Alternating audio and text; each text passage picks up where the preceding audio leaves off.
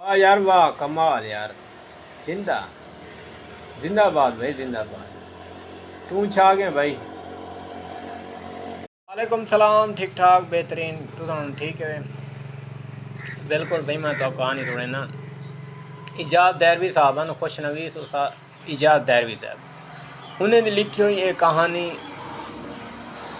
एक लोक कहानी जिमें मशहूर थी वञे ना, नस्ल दर नस्ल चलती है और हर बाल दे ज़ुबान दे तद्याम थी गई। और अजकल भी ये सुनाई वेंदी पई है। मैं तब सुने ना, किसा किसोली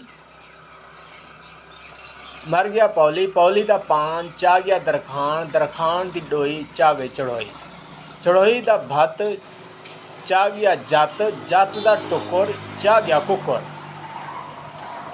हुण गौर करते सुनो तो, कुकड़ दी वेट चा गया रिच, रिच दी तिल्ली चा गई बिल्ली, बिल्ली दा हाँ चा गया कां,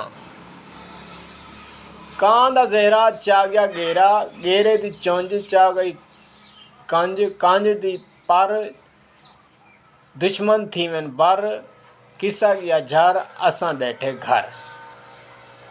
हाँ यार बिरा, क्या हाल है? ठीक है, तबीयत से ठीक है? कितना मसरूफ होने आजकल यार। कोई कहानी सुनाओ यार, पहले की तरह जी मैं कहानी सुने नहीं ना, वह कहानी सुना दे आज।